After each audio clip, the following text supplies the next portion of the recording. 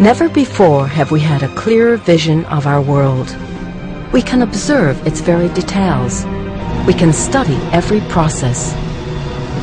Yes, mankind has conquered this planet. You may ask and wonder, what about us? Who are we really? Is reality just what you experience through the brain? Or does reality go beyond your experiences? Can you create a change by thoughts?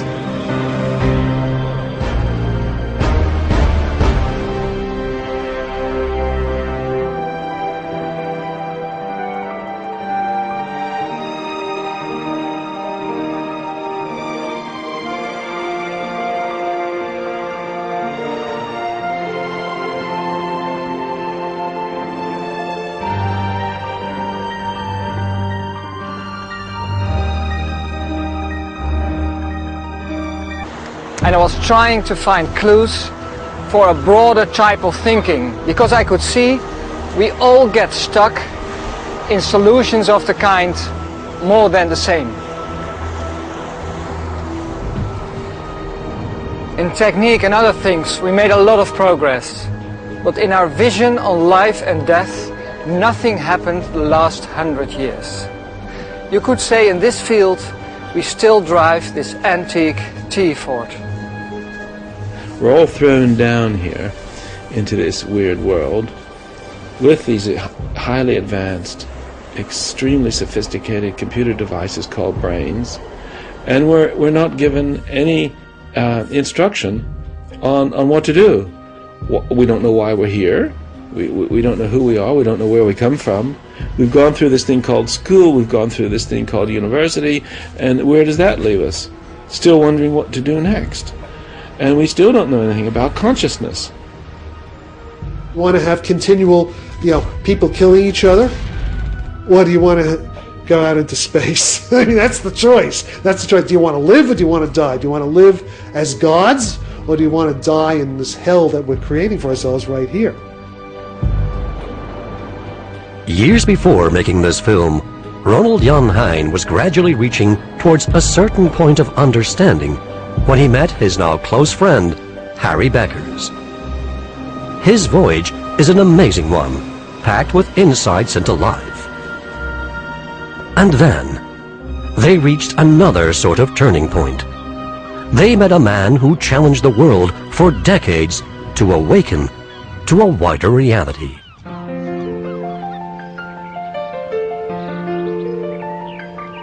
Somehow he's connected with some mysterious source of knowledge out there. I guess a person would just say it's God, but that's too simplistic. It doesn't really describe the intimate details.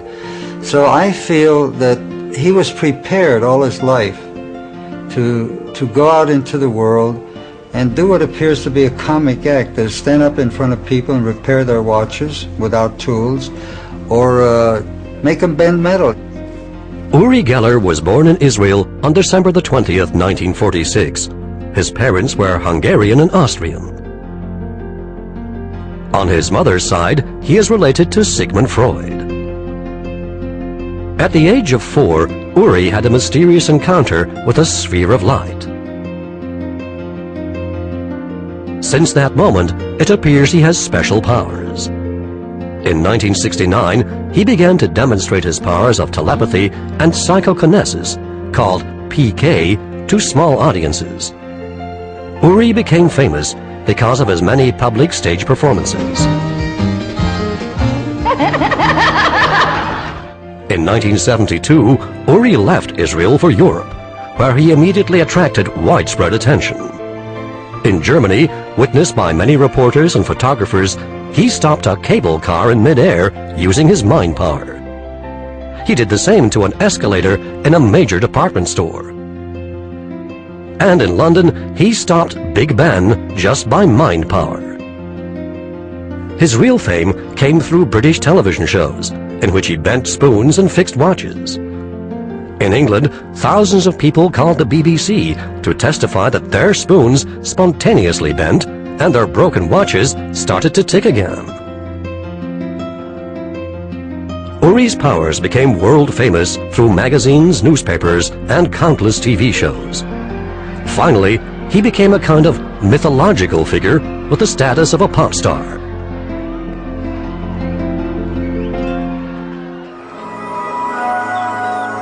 But where did these extraordinary powers come from? It all started with that strange incident. In the middle of the garden, I saw a sphere of light.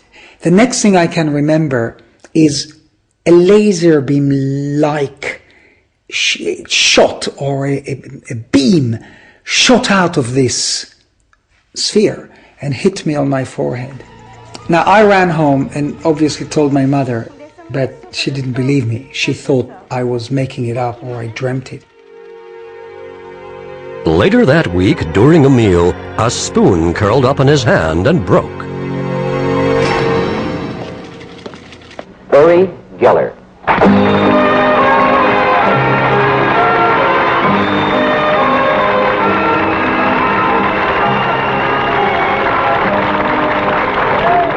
There is actually no name generally for all what I do, but telepathy and psychokinesis. Is there any religion involved in this? Religious? No, I don't think so. I don't want to put it the way many people put it, that maybe it's from God or Jesus number 2 and all. That's not that. I began to notice that the theaters were emptying upon me simply because I didn't change my act. I was not a magician. All I did was spoon bending, ring bending, mind reading, fixing broken watches and broken house appliances, and that was it. And then I found myself performing in dingy nightclubs in Jaffa, in tiny underground fringe type of discotheques and nightclubs. I was really finished and depressed and out. Help came from an unexpected direction when he met Dr. Andrija Puharic, a prominent U.S. parapsychological researcher with ties to the CIA. I'll never forget the day we met. I finished my show in a nightclub called Zorba in Jaffa. And I saw this figure sitting at the last table in this room, and he looked like curly hair and a mustache. And he says to me, "Come over." So I came over to his table and he said to me, "Uri Geller, my name is Andrija Puharic and I'm a medical doctor, and I was sent by certain people in the United States to check your powers." Andrija Puharic is a very interesting character. He's a pivotal figure in the post-World War II involvement of the American military into paranormal research. And they were researching consciousness and the use of the occult for military operations. And he said, "If what I saw you do on the stage is real, then do you realize how important your powers are?" And 2 days later, I saw Uri do his first experiment under controlled conditions, in which he took the watch of one of the people present and, without touching the watch, advanced the hands 25 minutes. And that was the beginning of a long, long adventure with Uri Geller. Dr. Puharic convinced Uri to undergo scientific testing at Stanford Research Institute in California, partly funded by the U.S. Defense Department. After probably 6 months or so, and I was convinced that Uri Geller was genuine, I realized that he was so genuine that nobody would believe me or anybody else that these powers were real. So I got hold of a friend of mine by the name of Edgar Mitchell, who was an astronaut. I was called by Dr. Andrija Puharic, who had been with Uri in Israel for some period of time, and he said he had an amazing range of capabilities and did I want to investigate them. And I said, by all means. So we got together at Dr. Puharic's home in New York, and over a period of several days we did tests. I'll use the old style words: telepathy, clairvoyance, general ESP, psychokinesis, which spoon bending, and other forms that, under conditions that I had under my control, so that I knew they were quite valid. They weren't smoke and mirrors. With hindsight, it seemed that this event was not only a turning point for Uri, but also for a number of leading progressive scientists. He also became a guinea pig for skeptical scientists who wanted to disprove his unique abilities in many prestigious laboratories. As a result, Uri Geller is by far the most tested paranormalist in the world. Our whole concept philosophically of metal was that it was rigid, that you couldn't really bend it. That's why you used it in steel skyscrapers and in cannon barrels and so on. It was the essence or quintessence of the whole idea of materialism. Iron, unyielding, strong, resistant to any force. So the idea that somebody could just look at a piece of metal and it would curl up, it was preposterous. It went against a whole grain of 20th century and including 19th century materialistic scientific philosophy. This was the early 70s, when science had barely begun to develop a language for discussing and analyzing causal phenomena, weird effects with causes that seem to lie outside conventional physics. Some open-minded scientists were enormously intrigued by the phenomena and realized that the future of their field would lie in this direction. They were at the beginning of a breakthrough. You'll instantly recognize him. Astronaut Captain Ed Mitchell.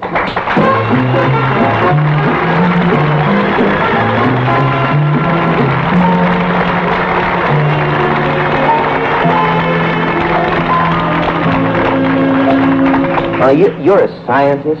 You're one of the most famous Americans. I won't say we're taught. Explain all this to me. I wish I could, Jack.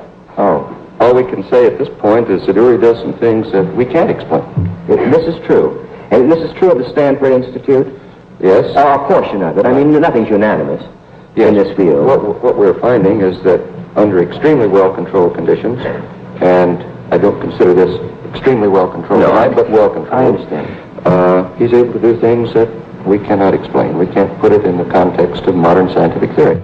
The prestigious scientific magazine, Nature, published an extensive paper about the SRI results. Uri Geller, the late Pat Price, Ingo Swann, those individuals are the true heroes in the phenomena of remote viewing. They're the people that brought it out of the darkness and brought it into our community for us to use. He became the first man and the leader in a psychic warfare unit for the Mossad, which is the equivalent of the US CIA or the British MI5 and so on. They were very worried about Russians and the Russian government that were testing people who were called psychics. And the Defense Department said, hey, we better catch up with the Russians in this department. Find someone who could do things for us under laboratory control conditions. They couldn't understand how he could do the things that he was doing. The other people would have a marginal result, yet a measurable result. He would have a result that took it off the scale. So that would obviously cause them to turn around and go, gosh, you know, everybody else is back here, you're out here, what's the explanation? How do we figure out what the difference is? And that explanation was an explanation that carried over for the years. Mr. Geller was in this program years before I ever became a part of this program and was light years above and beyond anything that I was ever capable of doing. That entire operation, that is the parapsychology research program that we initiated with Ed Mitchell and Uri Geller at Stanford Research International, quickly became classified and taken over by the CIA. I don't have to explain what the word CIA means. And ever since then, to this date, that laboratory has been pursuing the pioneering work done by Uri Geller, and yet at the same time, a different arm of the government went on defaming him, to put it very mildly. Dr. Puharich and Uri himself could hardly believe what they were experiencing. It was beyond anything they could have imagined. Uri admits he was unable to trust his own senses, even suspecting that Dr. Puharich had hypnotized him. Anything seemed more credible than the reality of what was going on. During these tests, which were minor telepathy and moving a compass and bending a ring, very, very odd things happened. On a few occasions, we actually witnessed the tape recorder pressing itself down on its own accord. We saw the buttons pushed down. And when we ran back the tape, there was a kind of hollow metallic voice telling us bizarre and strange things. Now you can imagine that I thought it was a trick tape, and at once I tore it up and I took the batteries out to look for something hidden. But it wasn't. It was really absolutely real. If you read Jim Schnabel's book, Remote Viewers, The Secret History of America's Psychic Spies, in chapter 11 of that book, there's also a scene in which, a chapter in which those nuclear scientists from the weapons laboratory at Livermore who were researching Uri Geller, who I think I met some of them in London, but I'm not entirely sure, that they were getting spooked by weird phenomena like metallic voices, holograms of flying saucers flying in the room, talking about that they shouldn't be investigating Uri Geller. Again and again they heard the metallic voice issuing instructions, which it claimed would be their preparation for the next 50 years. The one thing that I can truly, I can hear it in my mind, is when the voice said that there will be a book of knowledge that I will find, or I'll find it with Andrei Poharic. And many, many times throughout my life, I was wondering, when is that going to happen? Because of the incredible events described in his book, Dr. Poharic was placed under tremendous pressures and scientific scrutiny. Unwilling to soften his story for the sake of the skeptics, he sacrificed much of his scientific credibility. He'd been accepted in many ways before that, and even accepted as a paranormal researcher. He'd done some extremely interesting work on telepathy and that kind of thing. And immediately after writing this book about Uri, of course, people said, my God, he must be nuts. The book is so full of incredible wonders that, you know, they go on for page after page after page, things appearing and disappearing, UFOs seen as they're driving along and all kinds of things. But the reader's sense of the incredible is finally stunned into a kind of anesthesia. So I could understand what happened. And also, when I talked to Andrea about this, Andrea said, I deliberately didn't put half of it in. He said, you know, I knew that people wouldn't believe it if I put too much of it in. Andrea Poharic died in 1995. He understood very well that what had happened in 1973 was meaningful and important. To the last days of his life, he was convinced that Uri was an integral part of some wider scheme, a man with a mission which no one fully understood. Uri is a formative person, he's a growing person, he's a maturing person, he is growing into spiritual awareness slowly. His background did not support that sort of thing. So I think we'll have to wait quite a while before we really understand what Uri is all about. Uri and Andrea had to find the Book of Knowledge, and later the voice made a promise. We will send you the cosmic brain. In our meeting with Ronald and Harry, while we were talking about their film that they produced, I brought up the Book of Knowledge because there was some type of a link between me and Harry, and I knew that he was also somewhere floating in the realms of some kind of a higher entity, body, intelligence that was connecting to him, or he was channeling from. And then I said, the Book of Knowledge, maybe the time came. Now let us meet Harry Beckers. The year 1973, somewhere in the south of the Netherlands, a young teenage boy withdraws from learning. Born in 1960, there's no way of getting Harry to school. He finds it suffocating, His interests lie in the universe. Life, death, and the human mind fascinate him. Nature also attracts him, and on his way to school, he often stays in the woods for the rest of the day to make new discoveries. Finally, he is expelled. An adventurous life with high peaks and deep valleys starts to unfold.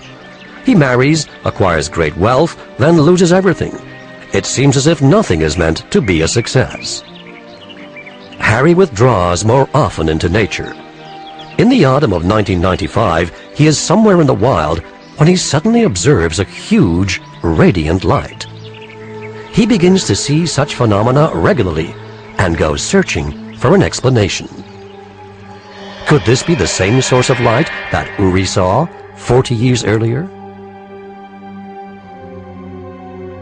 He frequently has out-of-body experiences and is able to see energies.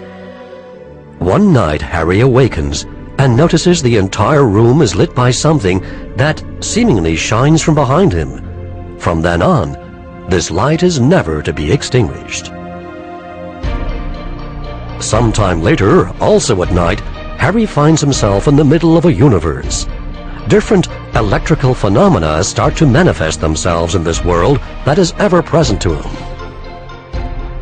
In 1996, a man who suffers from hearing voices in his head crosses his path. Harry decides to help this man. What followed, he could not fully explain. One night, a bright sphere appears at the foot of his bed. The sphere starts to radiate energy, and vast quantities of information come into his mind. He finds it overwhelming and does not know how to handle it. Over the following days, however, it gradually falls into place, and he gains insights into how the man's mental disorder was relieved.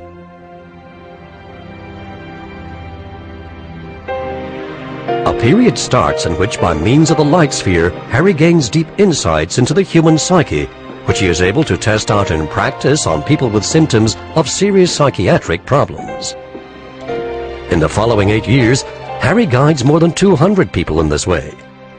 Frequently, he brings people who have been caught in severe psychosis for long periods back to reality within a few hours. Harry tries to build a bridge between regular and alternative forms of assistance to these people. He can also gather insights into other so-called mysteries as he starts to concentrate on these. It is through his ever-present light sphere that he has access to all this information. It has nothing to do with mediumship or channeling. It's a deeper knowledge to which he has permanent access. The importance of the insights about life, death, and the solar system becomes clear, and he realizes he has to share this information. With lectures throughout Holland, he tries to part the curtains for a larger public. Mind evolves from his own consciousness, which consists of energy. The consciousness cannot be explained in terms of place, distance, space, or time. Using earthly terms, however, one could say consciousness is allocated in a direct line with the forehead. It was this film that brought Uri and Harry together. It was a very significant encounter between them. Both had had an experience of a sphere of light. Both had had an important message for society. For me, it's obvious that the stories of Uri and Harry are linked one way or the other. And for me, it's obvious too that right at this time we are at the eve of a major breakthrough. And over time, it will enable us to understand more of our lives.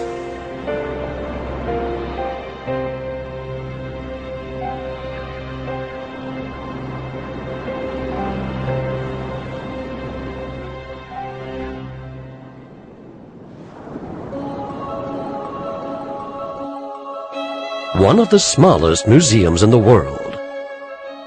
This construction still represents the image we make of the cosmos, really only a small part in the larger whole. A fitting starting point for a journey in space.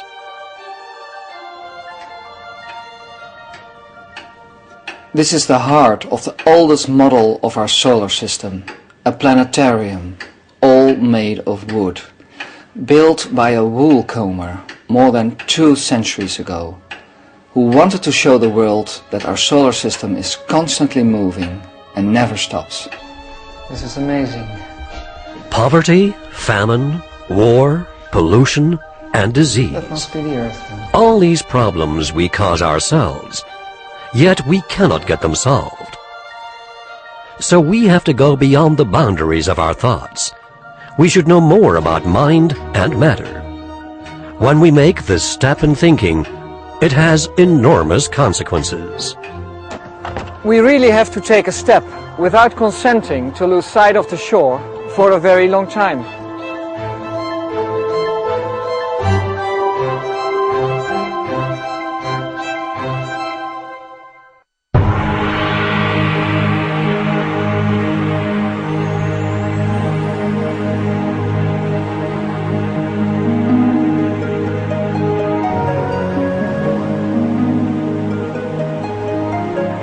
Our planet, Similar bombs, any kind bound full of contrasts. and the grinds of force. Contrasts which only seem to increase and bring even more problems. President Kennedy is dead.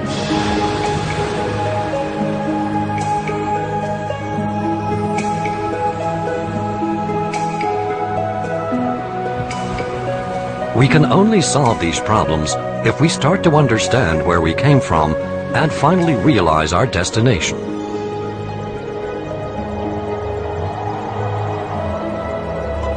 We therefore should learn more about the deepest aspects of the process of evolution.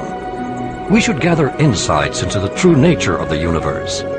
Answers are there, waiting to be revealed.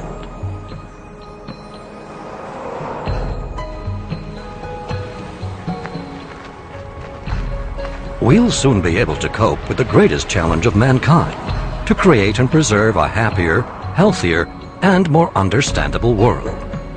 The way forward is to gather a clear vision on consciousness and how it works.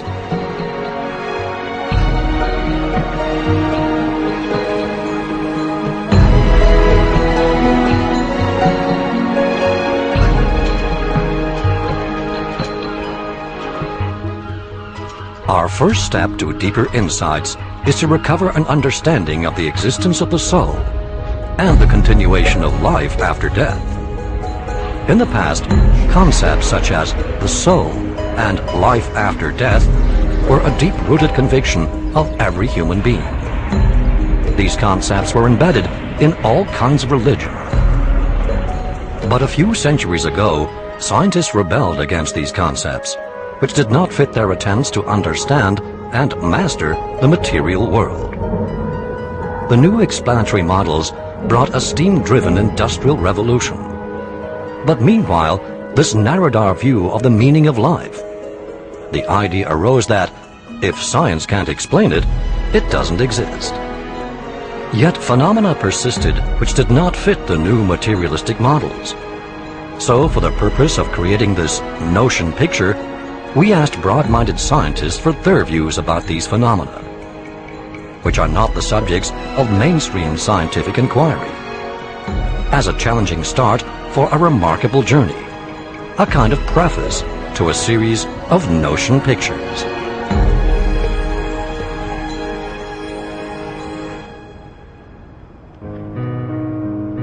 Ronald Yan challenged a few scientists, writers, and other experts who might confirm this much broader reality. Through their research, they too experienced that reality is much wider than we think and thought it is. In future films, we'll continue to work together with scientists who will take the insights of Harry Becker's as an alternative perspective for further investigation and writing.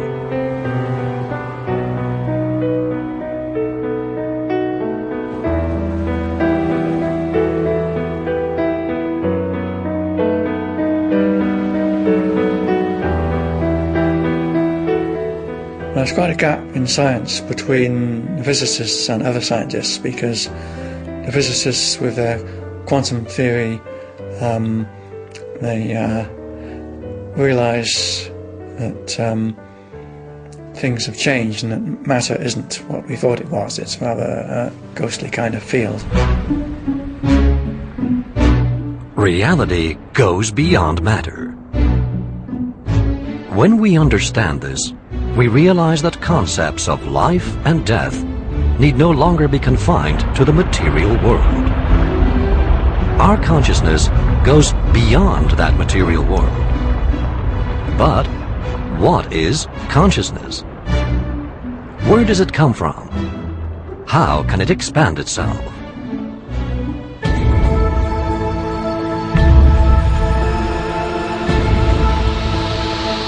The origin of consciousness is as mysterious and miraculous as the creation of the universe.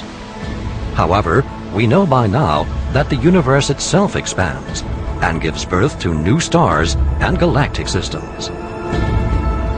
The universe expresses itself to us as matter. Consciousness, however, is a spiritual phenomenon. Physical processes in time and space that we can observe, measure, and study have their spiritual equivalent in consciousness. Every major expansion of consciousness follows the same pattern. Frequencies are tuned to each other. Energy bunches together and tries to find a way forward. An explosion follows and causes waves, creating new space, just as in the physical universe. Billions of tiny particles of expanded consciousness find a place in the newly expanded space, like seeds finding fertile soil. Every particle has the same aim, to grow and fine-tune itself with the evolving space around it.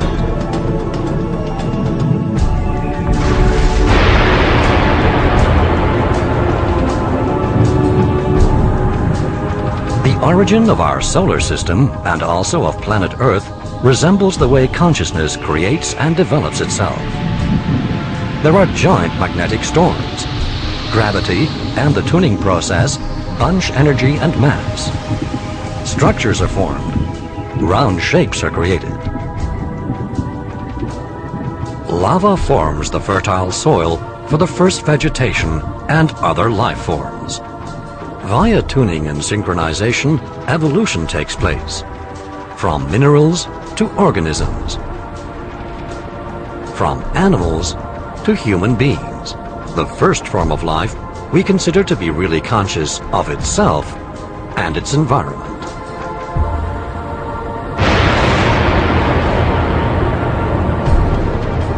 Our solar system mirrors our consciousness. You can compare the sun to the soul, and the space within the complete solar system as the spiritual structures around the soul. Numerous processes and events at the spiritual level parallel what happens in the physical universe. Physical experiences, thought processes, and actions lead to mankind's increasing complexity and ingenuity.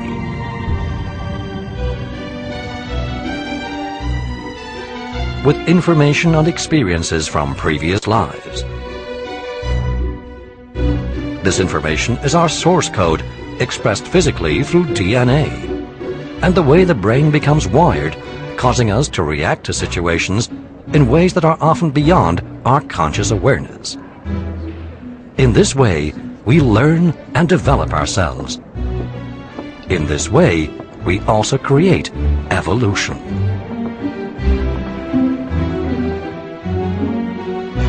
The purpose and meaning of life is to further refine consciousness.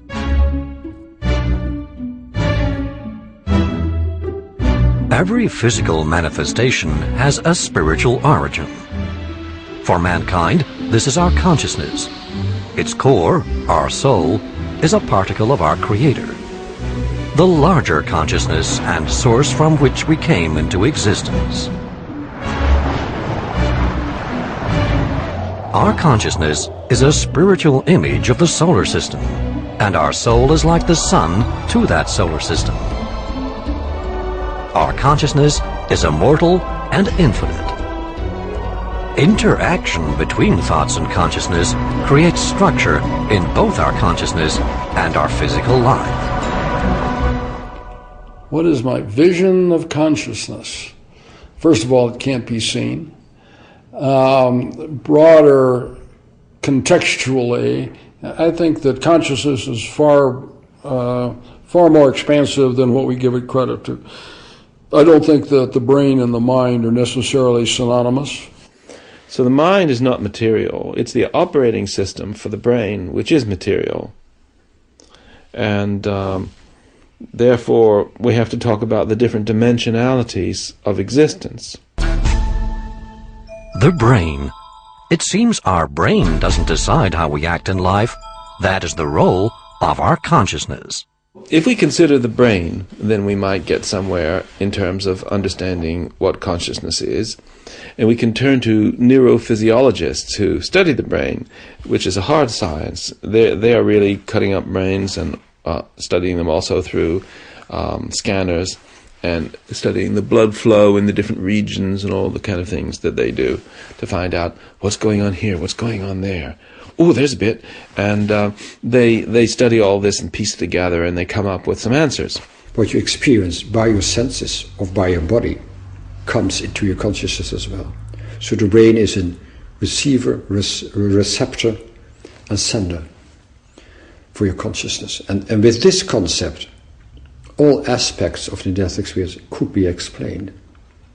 Or when you compare it with the mobile telephone, where we are sitting here, and there will be more than 500,000 telephone calls as encoded as information in electromagnetic waves. And you need an instrument to hear the voice, but the voice is not in your phone. I think one of the most shocking things I've ever heard about the brain is that only 5% of what's in here consists of brain cells. Most people think that the whole thing is brain cells. Probably everybody thinks that. But only 5% is actual brain cells, which are known as neurons, the nerve cells, you know. And the rest of it's connections. Fantastic, rich connections. No brain cell is more than 4 brain cells away from any other brain cell because of the amazing connectivity going on. It has an enormous range, like a piano keyboard, and the range that we human beings become accustomed to is like 2 or 3 notes right in the middle of the keyboard, whereas consciousness has these extremely high notes and these extremely low notes. Now, in certain states, we suddenly become aware of this much wider range of consciousness. Now, the mind is not material in the sense that we are. Well, we think that we're solid. That sounds solid and it sort of feels hard, but in fact, 99% of physical matter is empty space, as we've known for 100 years now. The whole issue of can the mind or the soul survive the body? Absolutely yes. There's no question. Once we understand that what the consciousness patterns are, you can upload them into other vessels, so to speak. I mean, the brain is simply a computer. It's a material nanoscale computer. It's a post-quantum computer. And the patterns of consciousness, the direct experience, can definitely be uploaded into another form, just like putting information on a tape, just like what we're doing this videotape here. In principle, there's no reason why that can't happen.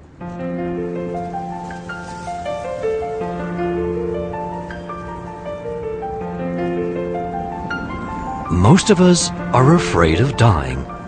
But what do we know about it?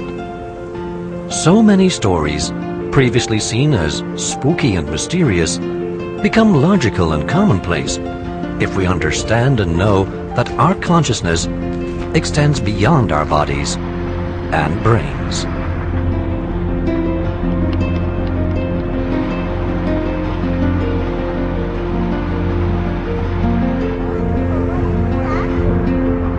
I believe that life after death comes before you die, I think, in your mind.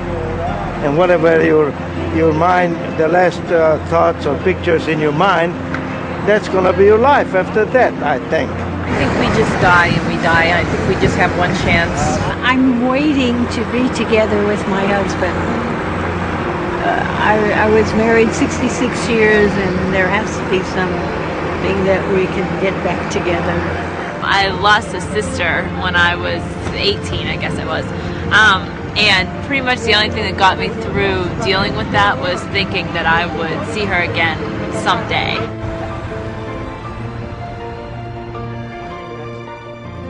I would think that there's, some might say like heaven or hell, there's another level there that we don't know about. We go back into our spiritual bodies, back to God who created them. He put us in these physical bodies like as a test, you could call it. Test is over, we go back to our spiritual bodies. I believe your spirit is continuing, but not your body. No. Yeah, I believe your spirit goes. So, don't really believe in reincarnation. Do you think I was a tree before, or was I a fast race car? Well, enjoy your stay. Thank you very much. Bye-bye. Bye-bye.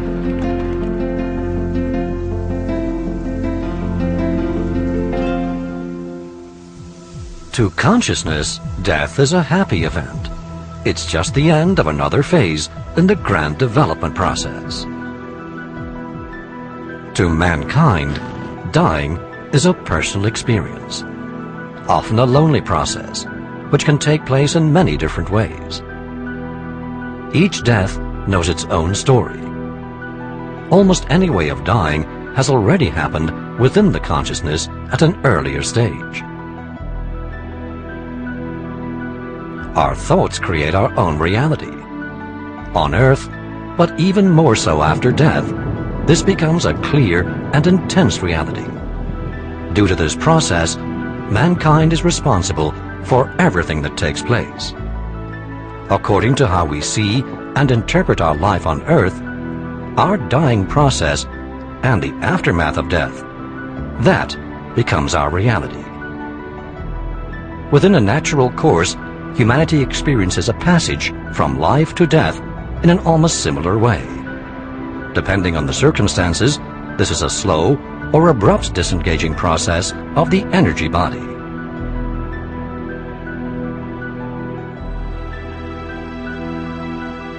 As the energy separates itself, people experience different states of consciousness and are often able to experience two worlds. The pace at which this happens can vary. You may see the sad loved ones on Earth on one side, while a warm and joyful meeting on the other side has been prepared. Often, the deceased stays close to his family until after the funeral or cremation. The deceased often also tries to indicate that life continues after death. Finally, you go through an energy field of consciousness, which is the last connection with gravity.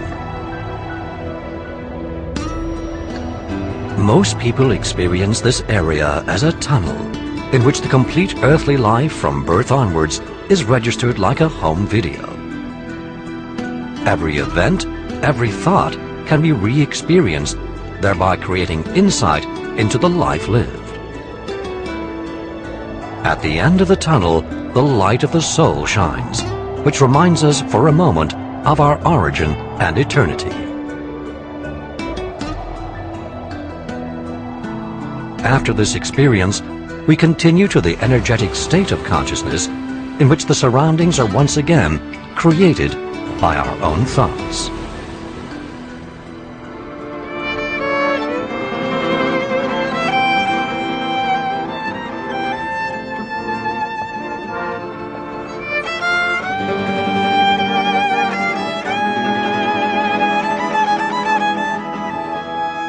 Ich glaube ganz sicher, dass es danach, dass die Seele weiterlebt. Da bin ich überzeugt davon. Es muss etwas geben, was weiterlebt, denn das Bewusstsein, ja, was die moderne Psychologie glaubt, durch die Nervenzellen erklären zu können, ist meiner Meinung nach nicht erklärt. Also man weiß ja auch nicht so genau, was Seele ist, aber so das, was die Seele, also man hat ja so ein Gefühl zur Seele, dass das bleibt, dass man irgendwie... Ich glaube, dass wenn ein Mensch ein Kind bekommt, dass er in dem Kind irgendwie wiedergeboren wird.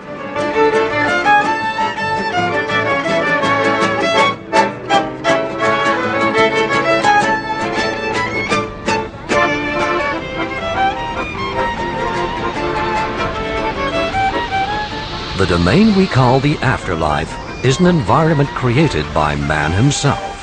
It looks the way we think. While mankind continues to develop within the earthly cycle, the afterlife is an immeasurable energy field in which the projection of our thoughts brings forth a reality. A kind of dream area, but tangibly real for the deceased person who is tuned into this field. The large diversity of human thoughts thereby creates many different realms. We create our own paradise, or hell.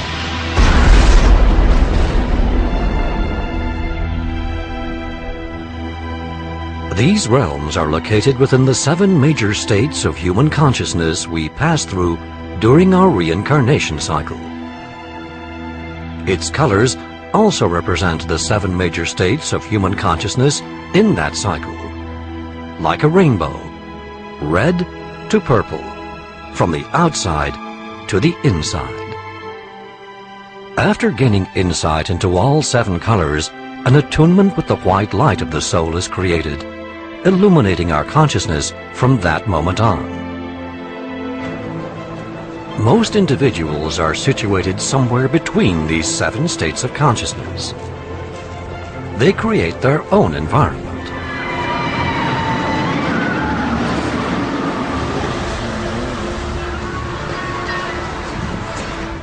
For them, their view becomes ever larger and more beautiful as they realize a purer and broader way of thinking. About 1/7 of people who die are, caused by a strong desire, still attached to physical aspects, causing their continuing presence on Earth. They do so in places where they mean and hope to participate in earthly experiences. Around 1/10 of individuals become stuck within a self-created thought situation. Sometimes this is the moment of their own traumatic death, a psychological process, in some cases similar to a state of shock. The experience keeps repeating itself over and over again, and again, and again. Only the awareness that one should change one's thoughts can resolve the situation, after which the normal dying process can be completed. Afterwards, the person may recall this state of being stuck as no more than a passing moment or an unpleasant dream. A small number of the deceased are not aware they have died. They experience a change, but in their own imagination, they still participate in daily life. At the moment, a dead friend of mine, who was a member of the Society for Psychical Research called Monty Keane, wants me to write a book about this. And he died 2 years ago, and he's asked me through his wife, who in turn was told by a medium, asked Colin if he'll write a book about me, and which, I should probably do. So, and this seems to me to be extremely interesting, because what Monty says, and I agree with you, this sounds so completely nutty that it's difficult to take seriously. Monty claims that there are a group of people in this sort of other world, which include Conan Doyle, who of course was a famous spiritualist, but also include people like Edison. Edison had very much wanted to create some kind of an electronic device with which one could communicate with the dead. Now, gradually, in fact, this is happening. They have begun to discover that you can pick up the dead electronically. And the result occurred sort of in Hamburg in about 1990. They had a broadcast in which they actually talked electronically to the dead in the studio. Now, according to Monty, there is going to be a tremendous breakthrough in this particular field. And, we should, in other words, be able to communicate with the dead as easily as you can pick up the telephone and ring somebody in China. I would urge you to look at the Pam Reynolds case. There's an individual, a young woman, having brain surgery, totally instrumented. They stopped her heart, they stopped her breathing, and they stopped all cortical electrical activity in the brain. By every known standard medical definition, she had a death experience, not a near-death experience. And yet, she was able to describe what was going on in the room, seeing her body, conversations that took place, how the skull was physically opened and so they could get at the brain. Later went off and met deceased relatives. Now, you can correlate the information that took place in the operating room at a time when we know that she was clinically dead.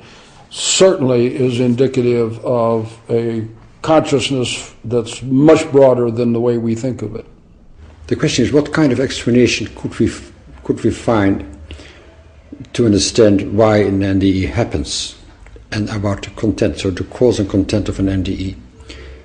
The medical, physiological, psychological, pharmacological explanation was not true. So the only explanation which is left is the theory of continuity, or some people also call it the theory of transcendence. That means that the essence of oneself, your consciousness, is not in your body, but it is outside your body.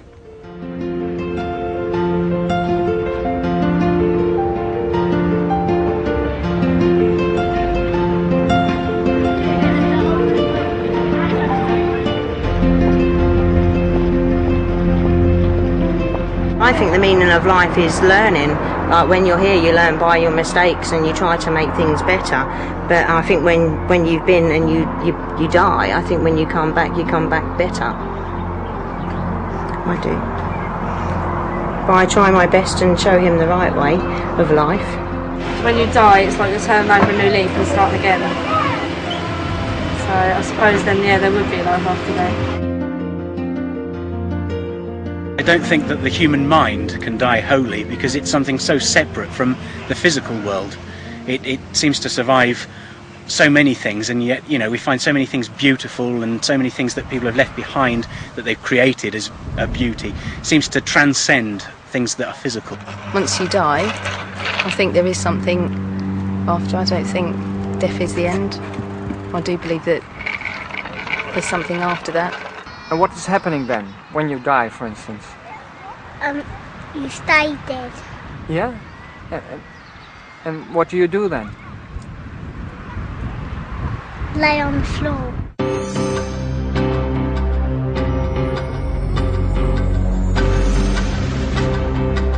Being born, living, dying, and being reborn again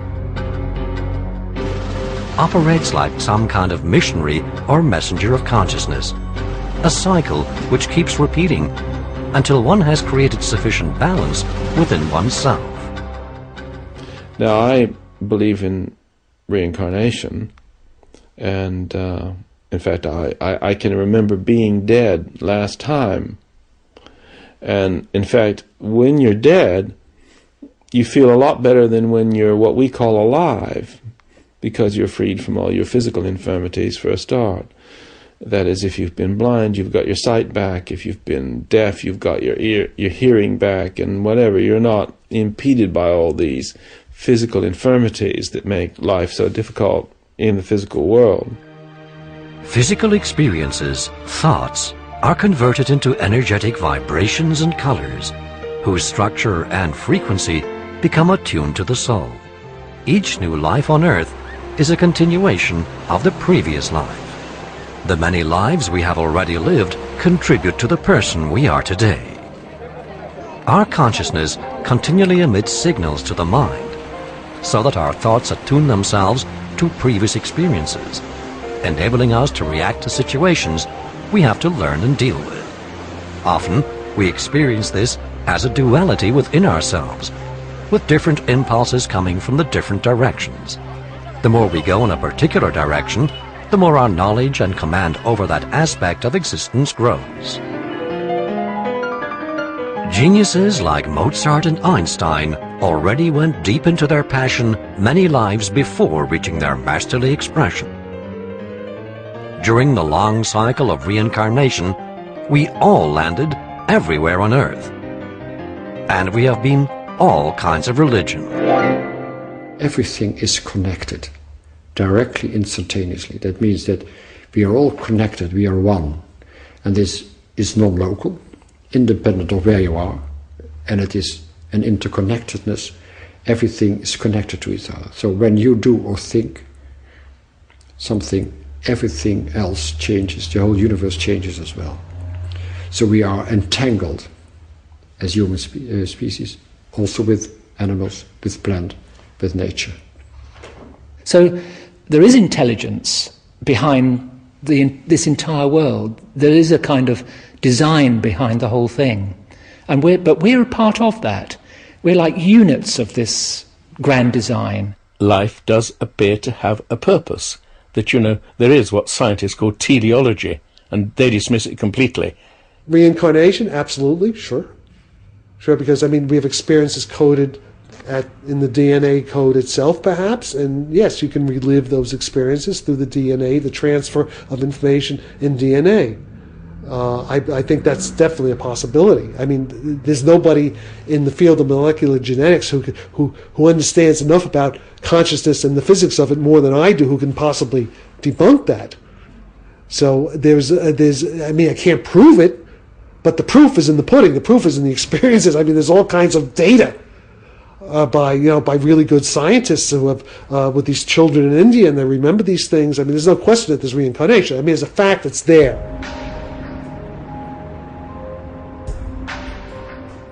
I could give you a scripted answer, a philosophical answer, but if I was being honest, I see life and death spiritually.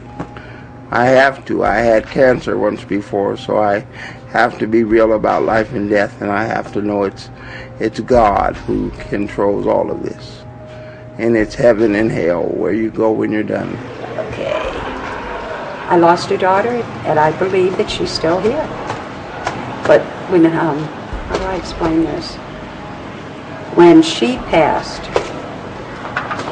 it was hard because I had to get mad. Okay, I had to release it, and I literally went up here in the mountains and got mad and just, how dare you? This is not right. You should be here. And until I released that anger, she was not at peace. Once I released it, she's with me all the time. A new birth always takes place at about the date the previous life ended, enabling us to resume the thread astronomically. The place and with whom someone is born is determined by a magnetic process which is attuned to the parent's consciousness. Each new birth on Earth is shaped from within consciousness and is experienced as a unique personality with an independent intellect. It's not the personality of the previous life. This personality continues to exist in the afterlife and can be experienced as an elder brother, sister, or guide stemming from the same consciousness. About 4 weeks after conception, a first connection is created between the fetus inside the mother and the consciousness willing to live a new life on Earth. After approximately 4 months, a new life is created. The fetus by then is inhabited by the soul. Throughout our entire life, consciousness emits impulses. It inspires our thoughts. These can react to that, always of one's own free will. Ultimately, our thoughts determine whether we react, and if so, how. These impulses can take place through a kind of magnetic connection between consciousness and the forehead. The signals from consciousness are transmitted in our body through the brain and the nervous system. From the soul, a second connection exists. This is connected to our heart and gives us life energy transmitted in our body via the heart and bloodstream. If necessary, consciousness programs unfinished events from a previous life into the cells of the new body by the chromosome system and DNA. And if consciousness determines that physical or mental defects have to be experienced, these will be programmed into the new body too. In the material world, we call this heredity.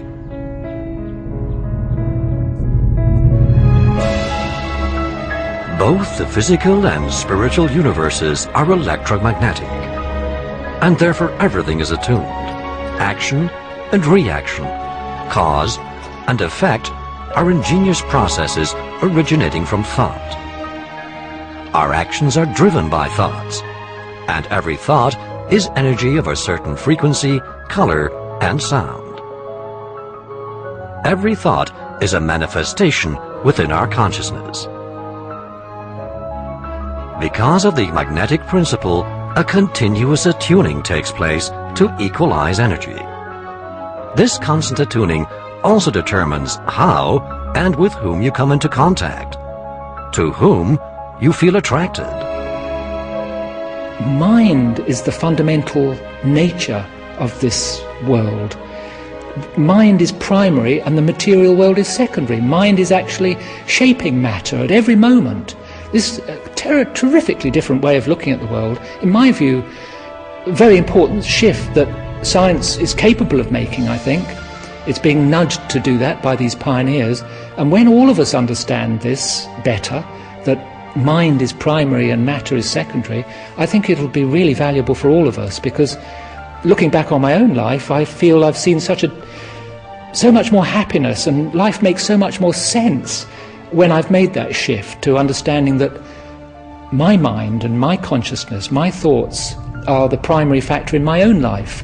And if I attend to them and take care to think good thoughts, elevated thoughts about myself, about others, that changes the way I see the world. And that change in the way I see the world changes the world. It's amazing.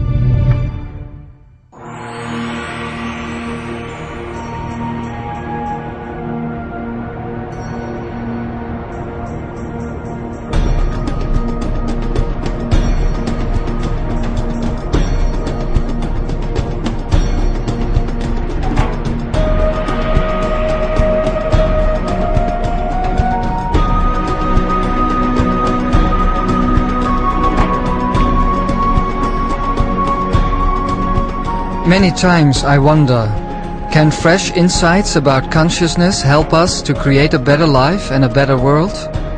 Can they contribute to solving the problems we are confronted with in so many fields? Can they change our views about mind and matter? I was searching for scientists, authors and others who are working in these fields to discuss their views on consciousness. I believe human consciousness should be seen not just as a concept, but as a tool to act, something we can use in an active way. A broader view of consciousness can radically shift the way we all see, think and act.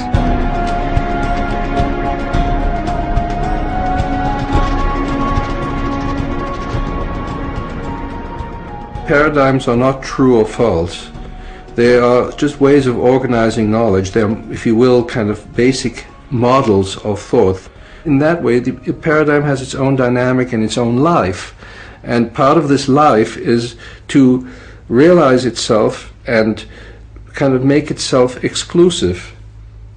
And so any other kind of paradigm that comes in is kind of like an immune system. It's rejected and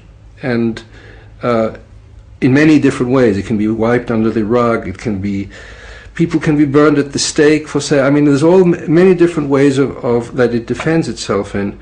But in science, it usually goes nowadays by just ignoring, ridiculing, or something like that, or not providing money for research. I mean, there's many ways. As we understand, quantum physics more, some of these things are real. It changes certainly our paradigm about how we view ourselves, our position in the universe, and our understanding of what are called the laws of physics. The quantum physics pioneers found that there was an inextricable link between the observer and what was observed. And that territory, which was explored back in the 1930s, some of those pioneers were saying the world is not as we've been understanding it. The consciousness of the observer is so important in what happens down at this subatomic level that we've been clearly missing out a hugely important factor in our descriptions of reality. In Einstein's general theory of relativity, which includes the gravitational field, compared to the special theory of relativity that does not have gravity in it, there are things you can do in the general theory which are not possible to do in the special theory. So this is the way the nature of science is. A larger theory enables you to do more things. Things that are forbidden in the smaller theory are possible in the larger theory.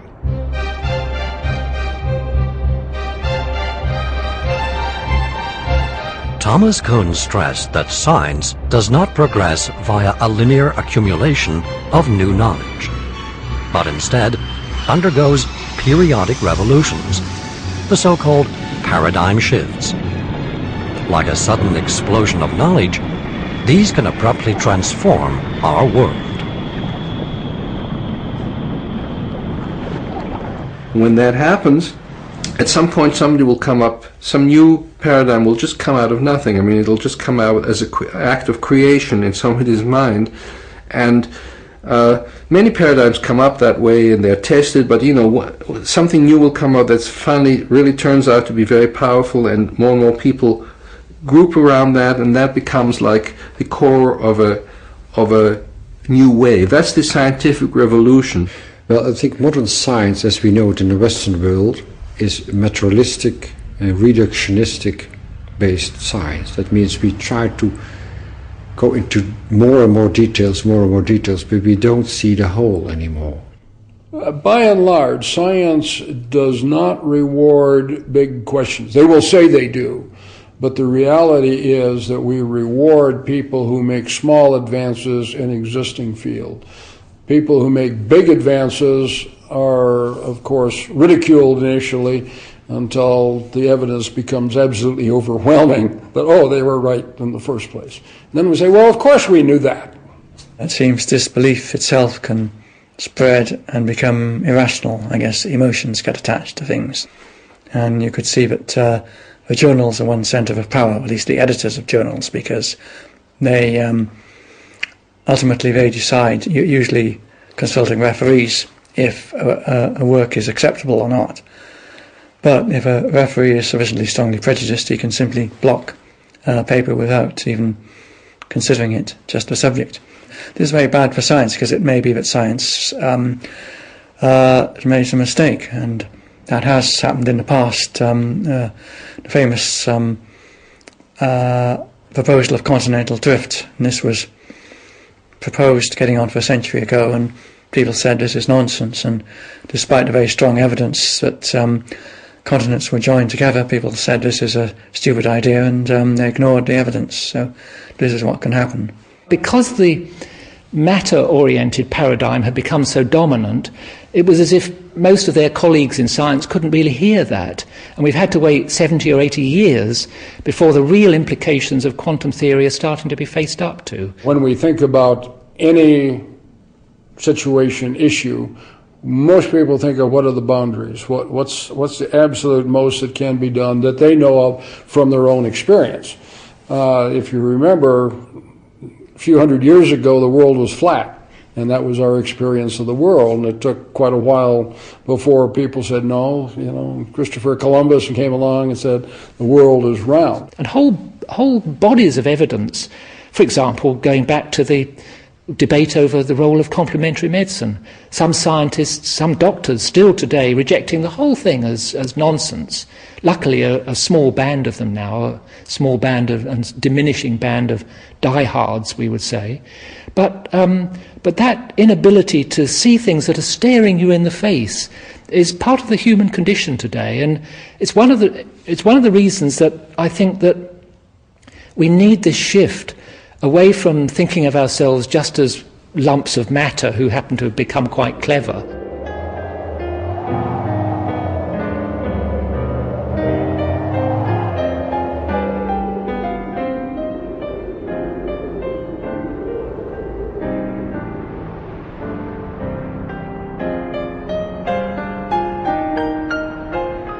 The new consciousness-based paradigm, when more widely understood and accepted, would help resolve many medical and scientific. Overall, the medical community still has a mechanistic model of the body. And, it's a big machine, and we tinker with it, we can fix it or not fix it. Death is the absolute enemy, as opposed to looking at a much broader context that say, it's a piece of continuation of consciousness. If we understand that death is a transformation and that life is eternal by its very nature, because it takes place in a context of eternity, that all we experience are transformations, and that there is a kind of evolutionary direction to this, of growth towards the light, some traditions say. If we understand that, then the fear which kind of paralyzes and which limits us to such a great degree kind of lifts.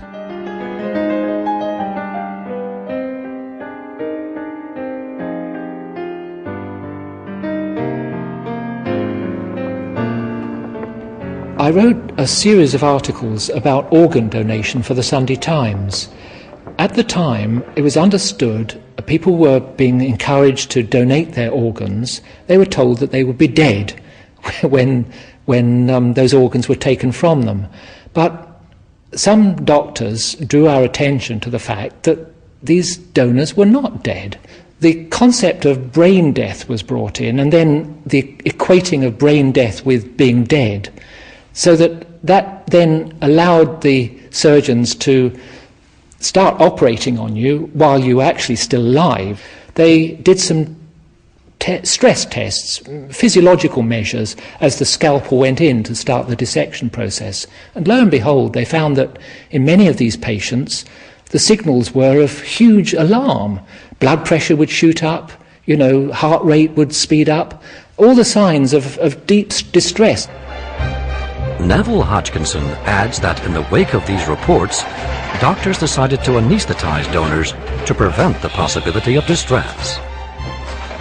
To avoid unnecessary complications, we should prepare both donor and receiver based on a broader insight into consciousness and the way it is attached to our material life.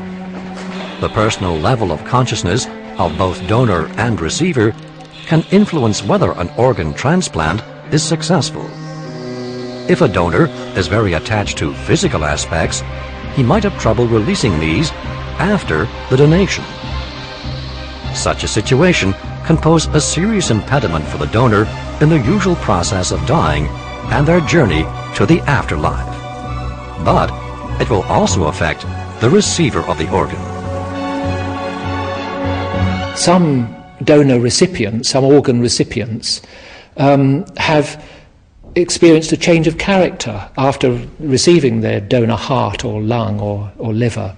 And yes, it makes some sense that could be the case, that an organ would not only be a physical pump or whatever, chemical processor, but that something of the consciousness of the previous owner might carry over with it. And I personally believe that each cell, each living cell in your body has a connection with consciousness. It's not only your brain, it's also your heart, but each cell has a connection. So when 96% of your body is still functioning, is still living, there's still a connection between all those cells and consciousness. Colonel John Alexander had a remarkable experience showing that our body cells remain connected to our personal consciousness even when located some distance from ourselves. Saliva from his mouth was examined under a microscope 100 meters away from him when he had to address an important meeting.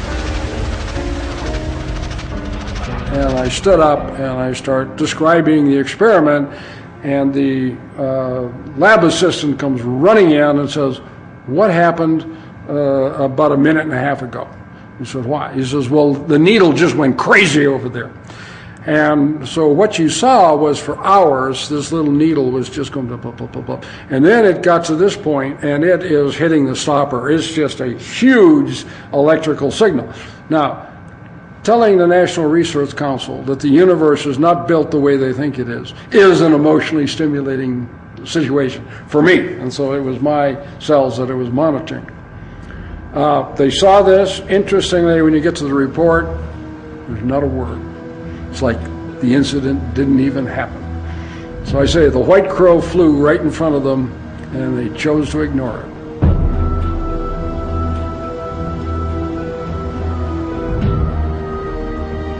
From early civilizations up to the present, society struggles to cope with phenomena such as schizophrenia, psychosis, and dementia. Still, we cannot understand such states of mind. A growing number of scientists feel the need for a wider perspective, and it's only a matter of time before the majority in psychiatric research realizes that every important breakthrough can only be found within the new consciousness-based paradigm.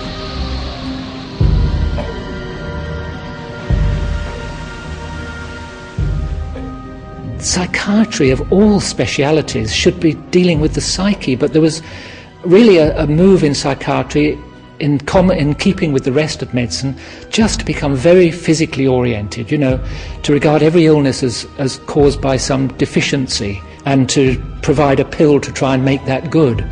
Within the Royal College of Psychiatrists, there is a system where there are 6 or 7 special interest groups, and the fastest growing, with about 1,500 members, is spirituality and psychiatry. The Royal College, which is in charge of training and standards within psychiatry, embracing spirituality as a relevant subject for psychiatry. It's a great sign of the times.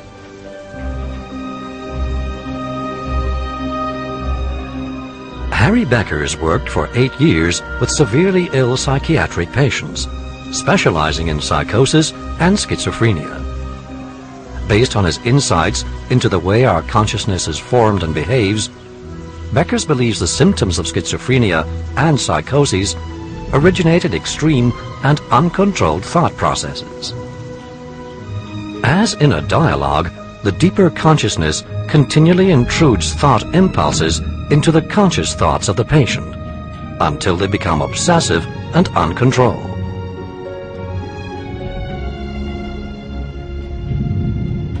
Long-lasting, powerful thoughts can create a certain frequency, which attunes to a state of consciousness comparable to the state in which we experience our dreams.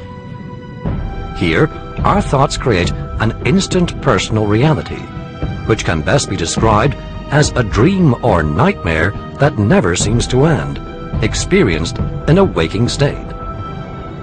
This process can also be experienced in other layers or states of awareness. According to this understanding, schizophrenia is not caused by a chemical malfunction of the brain. Actually, it's the other way around. The chemical malfunction is caused by imbalances between consciousness and thoughts. Insights into the mechanism involved, and through that, learning how to control thoughts, can offer a permanent solution. The physical body has 2 separate connections with consciousness and the soul. An interruption to these connections has a direct impact on the functioning of the physical body. In the case of the heart connection, this instantly marks the death of the physical body. The second connection, between consciousness and thought, can also be severed. Beckers assumes it's when this connection loses inner dialogue that symptoms can be observed which we recognize as dementia.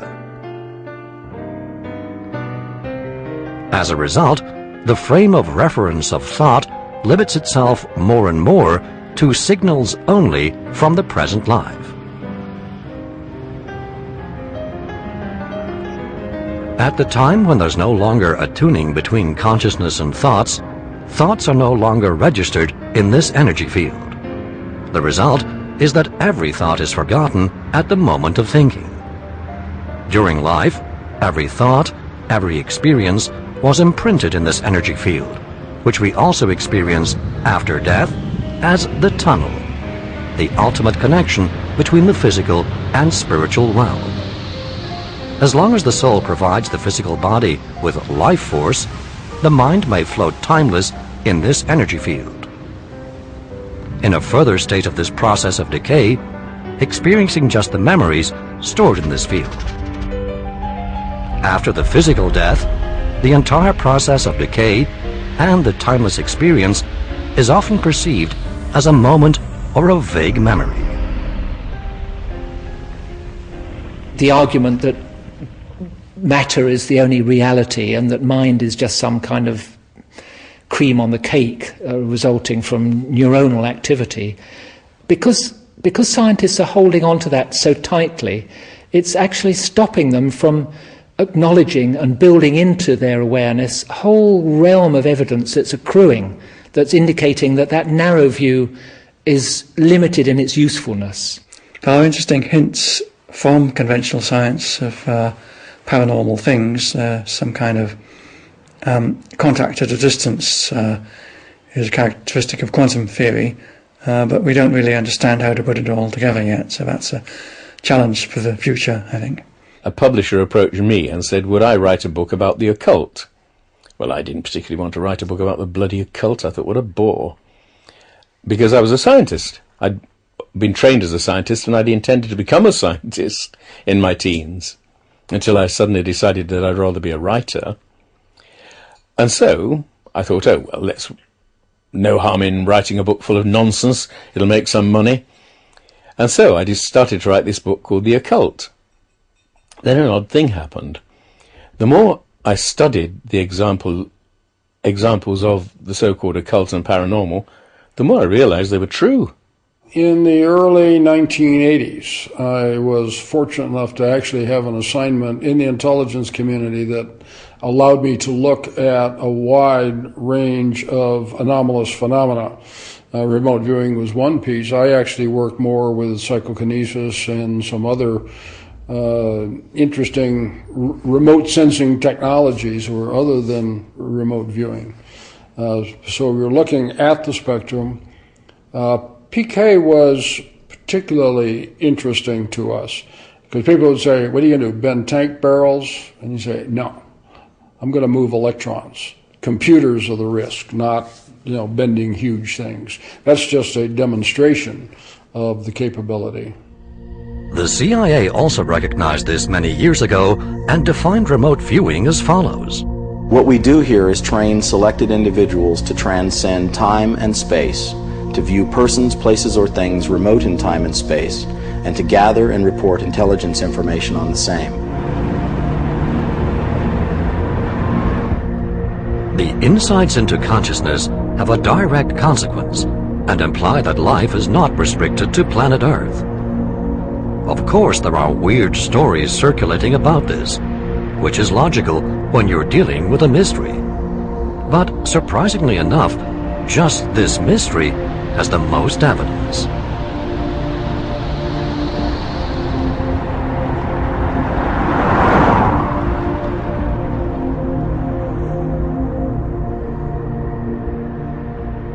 What we know is that 7% of the adult population of the world has seen UFOs. That is true in the military as it is in the civilian sector. It's a matter of empirical fact that we're conscious. It's a matter of empirical fact that there are UFOs and that they are able to, for example, they're able to do maneuvers that our jet aircraft cannot do. When I say multi-sensory, they're caught on satellites, they're caught on film, they're caught on radar. Just about every sensor system we have out there has caught them many times at the same time. So there's no doubt about the physical reality of the incident. Some of them may be carbon-based like we, some of them may be silicon-based, some of them might be based on electromagnetic vortices existing in some plasma medium. I mean, some of them could be on a completely different plane of materiality, some other kind of level. So what? The Condon report was actually right, because the question to Condon was not, do UFOs exist? It was, are UFOs a threat? First of all, I do believe we're in cosmic quarantine, and they wouldn't really want to sort of be fraternizing with us on a sort of hey there type basis. They might observe and monitor and study, but they certainly wouldn't want to get too close. We are dangerous. We are killers. We're psychopaths. We're not really good neighbors. Their purpose is, so to speak, to drive us up the evolutionary ladder, whether we like it or not, by subjecting us to experiences that completely change our ordinary paradigm. And that, in other words, their aim is to create a paradigm shift in the human race. Mind creates matter. This also means that matter reacts to our thoughts. The ultimate consequence could be that collective thoughts can strongly influence the Earth and even matter beyond our planet. Failure to understand this link could be a main reason for individuals ignoring major recent threats to the future of the planet, such as global warming, pollution, and exhausting natural resources. I'm very involved in the greatest threat facing our world, global warming. This is something that is so big, and you would think to everyone so obvious, that it's the number one problem. Because if we don't do something about it pretty quick, we won't be around. If consciousness mirrors the solar system, then it wouldn't be strange that while consciousness attunes to the solar system also attunes to the sun. This could have an immediate effect on the absorption of sunlight for the planets and increase temperatures. In such a case, we would have another dimension to think about as the cause of global warming. The universe is strewn with life. In our own solar system alone, there are several intelligent life forms developing consciousness in various ways. However, not in the physical form as we know it. But these life forms also originate from the great consciousness. They demonstrate a strong relationship with mankind, since they also evolve within the same great consciousness. So the faster we as mankind become aware of our origin and capacity and live accordingly, the sooner we'll be able to cooperate constructively and consciously within and outside the solar system. When we understand consciousness, the idea of other life forms in our solar system is simple to grasp. Many civilizations have inhabited planet Earth, from thousands to millions of years ago. The most recent had a huge impact on present mankind, Atlantis. I think that there was a culture that covered the whole surface of the Earth at some point during the last 100,000 years. And I suspect that this culture had reached a fairly high level as long ago as 60,000 years ago.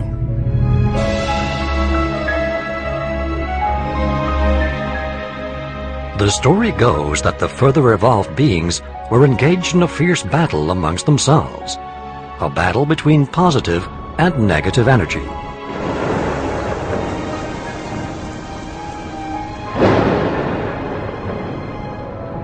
The enormous friction between these powerful energies caused terrible natural disasters, which marked the end of the Atlantis civilization. One group of the further evolved beings withdrew to spiritual centers. They influenced people by means of negative energy. The other group also withdrew. They remained at several locations on Earth to guide susceptible people from there in a positive and constructive way. This dichotomy from the period of Atlantis still exists today and is the root cause of our most pressing crises. At an ever-increasing speed, we are breaking down our world. Why was it that millions of people allowed themselves to be killed for nothing for several years in Europe early in the 20th century? What did they think they were doing? What was the First World War about? No one really knows what it was about. Everybody knew it was coming. There wasn't any informed or educated person who did not know that a world war was imminent. But what did they do to stop it? They didn't stop it. And this is what it's like now with the destruction of our planet. We lost religion 2 or 3 centuries ago with the rise of science, and this was absolutely inevitable because it depended upon all kinds of superstitions and dogmas which were simply factually untrue. This began a long period of skepticism and gloom and misery, which reached its climax in the mid-20th century. Then I think we began to rise once again. And I think this rise will actually take the human race to a completely new level. I'm convinced that we are on the point of an evolutionary leap. It's like a puzzle of 1,000 pieces. We had to start somewhere. I think Max Planck probably got it right when he says science advances, funeral by funeral, meaning that the people with these preconceived notions have got to die off. I call this the planet of the killer monkeys. We seem to only be interested in running around killing each other. That's our favorite hobby. You want to have continual, people killing each other? Or do you want to go out into space? I mean, that's the choice. That's the choice. Do you want to live or do you want to die? Do you want to live as gods or do you want to die in this hell that we're creating for ourselves right here? If we change our thoughts, the world around us changes with us. But if we accept and understand this broader reality, we can conquer the terrain of the unknown. Modern physics has big enough concepts to explain all of these things as part of the natural order. It's not supernatural. This is much more than an intellectual challenge. It is a sheer necessity. To survive, mankind has to solve the 5 greatest disasters in the world: poverty, famine, war, pollution, and disease. Mind is the fundamental nature of this world. Mind is primary and the material world is secondary. Mind is actually shaping matter at every moment. A debate has been raging in recent years over the rival concepts of intelligent design and evolution. But why must we think in the one or the other? We're not just lumps of matter wildly and chaotically finding our way in a cold, hostile universe, but there's actually a beautiful plan in which we are participants. Our world is a result of our collective thinking. Everything is entangled. We are the creators of our own cosmos, so we are responsible for everything around us. And although public awareness is rising enormously, change not only needs intention, but also action. I feel that at this time I got together with people who are the backbone of an immense treasure of knowledge that has to be spread now. It won't just happen. It requires a particular kind of effort to do it. This film is an immensely important film, and I really hope that it spreads around the world like fire.